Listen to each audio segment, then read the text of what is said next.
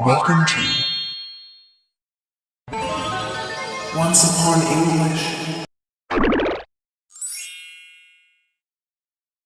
They said she could talk to thunder. They said when she cried, the sky cried too. But no one knew the truth until the night she disappeared into the storm. Hey, hey! Welcome back, my friends.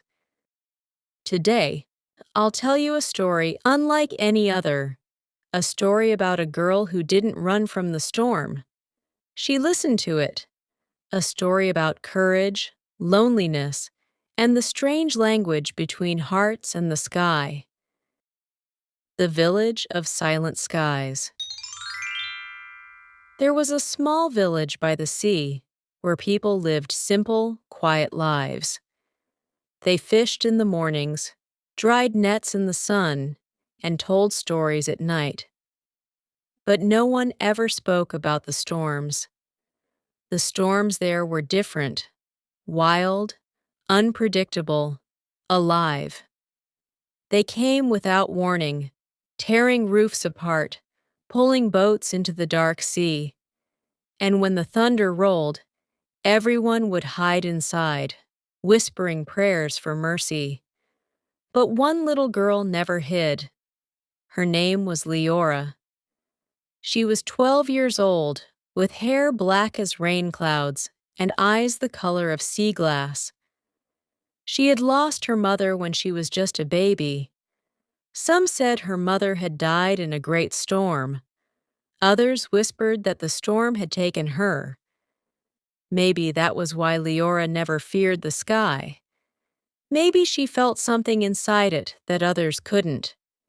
When the first drop of rain touched her window, she would smile. When thunder growled in the distance, she would run out to the cliffs barefoot, her small figure glowing against the dark horizon. There, with the wind in her hair and the sea below her feet, she would whisper, "I hear you. I'm not afraid." And every time she said that, the thunder would hesitate, as if listening back. The night the storm answered. One night, a great storm came from the north, the kind that turns the sea black and the sky white with lightning. The villagers locked their doors, tied their boats, and prayed that the wind would pass. But Leora, she walked out alone. The waves were taller than houses. The air crackled with energy. She stood on the edge of the cliff, soaked to the bone, and shouted into the chaos, "Why do you hate us? Why do you destroy everything we build?" The storm roared, shaking the ground beneath her. And then, a voice answered. It wasn't a human voice. It was deep, ancient, and full of sorrow. "I do not hate you, child of earth. But humans never listen until I raise my voice." Leora froze. Her heart pounded. "You can speak?" she whispered. "No," said the storm. "You can listen." A flash of lightning lit the sky, and for a moment she thought she saw a shape in the clouds, a face made of rain and wind, watching her. "Why are you angry?" she asked. "Because you've forgotten the balance," said the voice. "You take from the earth and the sea, but you give nothing back." "Then teach me," Lyra said. "If I learn your language, maybe I can help." The wind howled louder, and the storm's voice grew softer, almost amused. "You would speak to storms?" "Yes," she said without hesitation. "Then listen carefully, little one. My words are not made of sound. They are made of feeling." Lightning struck the ocean, splitting it into white fire. And from that night on, Leora was no longer afraid of thunder, because she had heard its heart. The secret language. Days passed. Weeks turned into months. Each time a storm came, Leora would sneak out to the cliffs. She listened, and slowly she began to understand. She learned that thunder wasn't anger, it was pain. That lightning wasn't destruction, it was memory. The rain spoke of sadness, and the wind carried secrets from faraway lands. Sometimes the storm told her stories of mountains cracking open, of whales crying deep under the sea, of forests burning where once there was peace. She felt everything, the rage, the sorrow, the beauty. And little by little, she learned to speak back, not with words, but with her heart. She would breathe with the rhythm of the wind. Her voice would rise and fall with the rain. And when the thunder rolled, it rolled softly. The villagers began to notice. The storms grew gentler. Fishermen returned with full nets. The sea was calm again. People whispered, "That girl, she's blessed by the sky." But not everyone was grateful. Some were afraid. An old priest said, "No one should speak to the storm. That is not human business." And he warned the villagers, "She is not a girl. She is the storm's daughter." Leora heard them, but she didn't care. Because she knew the truth. Storms weren't monsters. They were voices, and she was the only one who listened. The silence after rain. After months of calm weather, the villagers began to forget what fear felt like. Boats returned safely.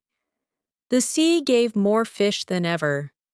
Children played outside, even when the clouds turned gray. They said, "It's because of the girl. She talks to the storms," but whispers turned into doubts, and doubts turned into fear. One evening, as the sky glowed orange with the setting sun, the old priest stood before the people. He pointed to the cliffs where Leora often stood and said, "That child is not a blessing. She is the reason the balance is broken. The storms will return, and they will take us all." The people fell silent. Fear is a strange thing. It starts small, like a raindrop, but soon becomes a flood. That night, when Leora came back from the cliffs, she found people watching her from behind their windows. No one smiled anymore. Even her best friend, little Ryan, avoided her eyes. She sat by her window and listened to the quiet sky. No thunder, no rain, just silence. "Have I done something wrong?" she whispered, but there was no answer. For the first time since she was a child, Leora felt alone. The dream of the sea. That night she dreamed. In her dream, she was standing in the middle of the ocean, but the water didn't drown her. It held her. Lightning danced across the waves, and in the center of the storm, she saw a woman, tall, glowing, her hair like silver rain. "Mother," Leora whispered. The woman smiled sadly. "You've learned to listen," she said, "but now you must choose." "Choose what?" "The storms are dying, Leora. The world has forgotten their voice. You are the last who can speak for them." "Then I'll save them," Leora said. "I'll make everyone understand." But the woman shook her head. "Words cannot change fear. Only sacrifice can." Lightning flashed, and the woman began to fade. "Wait! Don't go. Tell me what you mean. The wind whispered one last thing before she woke up. When the sky calls your name, answer. The storm returns. Days later, it happened. The air grew heavy. The sea turned black again. And from the horizon, clouds began to gather. Not like before, but darker, angrier, alive. The villagers panicked. They shouted, "She brought it!" The girl brought the storm back. Leora ran to the cliffs. The wind nearly knocked her down. Rain hit her face like cold glass. But she didn't stop. "I didn't call you!" she cried to the sky. "Why are you here?" The thunder answered, louder than ever. "Because the world no longer listens. They forgot us, and now they will pay." "No, they're just afraid," she shouted. "They don't understand." "Then teach them," said the storm, "or lose them." Lightning split the sky, so bright that for a moment she saw the woman again, her mother, standing in the storm's heart. Her eyes were full of both love and sorrow. "Leora," the voice said, "it's time." "Time for what?" "To remember who you are." The thunder rolled, shaking the ground beneath her, and Leora felt something awaken deep inside. A power, wild and ancient, like the storm itself. The wind began to circle around her. Her hair rose. Her eyes glowed with pale light. And as she lifted her arms, the rain stopped falling. Everything froze. Even the thunder grew silent. She whispered, "I don't want to fight. I just want peace." And then she spoke, not in words, but in the language of storms. The sky trembled, the sea knelt, and for a moment, everything listened. The storm's heart. In that silence, the storm showed her everything. Every storm that ever lived, every cry of nature ignored by humankind. She saw forests turn to dust, rivers poisoned, animals fleeing burning lands. And she understood. The storm was not her enemy. It was her reflection, tears mixed with rain. "If you destroy them," she whispered, "there will be nothing left of you either." "Then what should I do?" asked the storm. "Forgive them. Give them one more chance." There was a long pause, like the whole world holding its breath. And then, the storm said softly, "Will you stand with me?" Leora nodded. "Always." The wind wrapped around her gently. The lightning no longer struck. It shimmered like light around her hands. She took one step forward and disappeared into the storm. The quiet village. When the storm swallowed Leora, the village stood still. Days after she vanished, the sky calmed. The sea returned to its normal rhythm, and the roofs that had been torn were somehow mended. People went back to their work. Nets, ovens, small laughter. But something in the air had changed. The silence that followed the storm felt full of waiting. Children asked their parents where Leora was. The adults looked away. Their faces were soft with sorrow and fear. "Maybe she ran away," someone said. "Maybe she is hiding," another whispered. But the truth was quieter and stranger. Everyone knew, deep inside, that Leora had stepped into something bigger than the cliffs, and that she might not come back the same. Rion, her best friend, walked to the cliffs every morning. He would stand where they had played and call into the wind, "Leora! If you can hear me, come home!" The wind would only answer with a soft whistle, but sometimes, if the sun was low and the sea was bright, Ryan thought he heard a small laugh, like a bell on the edge of rain. Signs in the storm. Weeks passed, and slowly the villagers learned to listen. Once frightened by thunder, they now paused when the sky rumbled. They stepped outside during light rain and let the drops cool their skin. Mothers hummed songs they never sang before. Farmers planted seeds they had feared planting during storm season. Strange things happened. When a drought came later that year, clouds gathered not as wild monsters, but as gentle visitors. Rain fell where the fields needed it most. Fishermen found schools of fish by the shore, as if the sea had decided to be kind. Old people said, "It is the girl who speaks with the sky." Young ones learned to whistle to the clouds. The priest who had once warned them now stood at the edge of the docks and watched the horizon with new eyes. He did not speak against Leora anymore. At night, the wind began to carry a soft voice.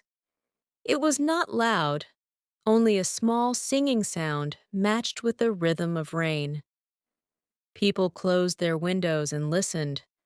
Some said that in that voice there was a name.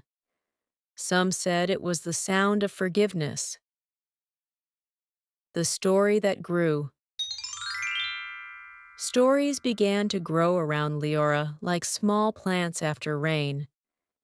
They told that the storm had shown her the world's pain, the forests burning, the rivers shallow, the animals lost, and that she had gone to the eye of the endless storm to ask one thing, that the world remember balance. They told that she had been offered a choice, to return to life as before, or to remain as a part of the sky, so she could always speak for the storms. She had chosen the sky. This story comforted the villagers. It gave meaning. It made fear into something useful, a memory that could teach. Rian never stopped believing. He would sit by the cliff and tell any traveler who asked, "She did not die. She became the reason the storm speaks softly." Old fishermen would nod and tip their hats.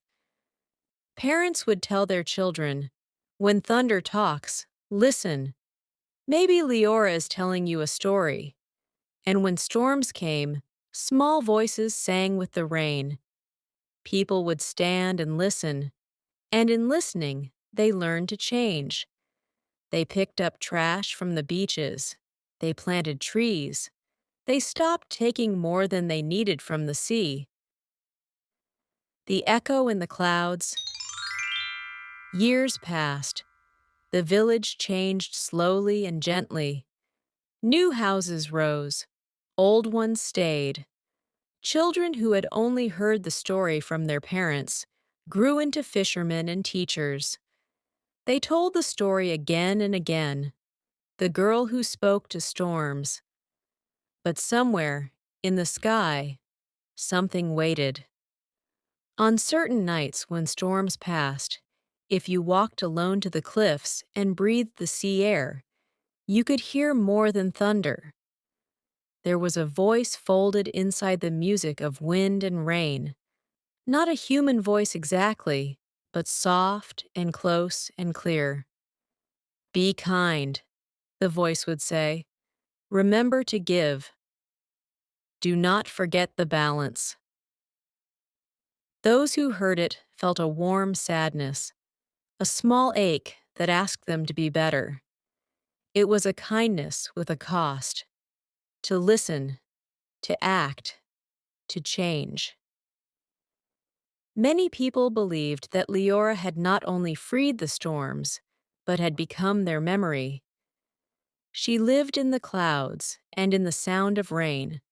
Sometimes travelers far away in other towns said that their rains had a special rhythm, like a lullaby they didn't know before. The idea crossed oceans. Perhaps the girl in a small village had taught the world to listen again. A quiet promise. Rian grew old.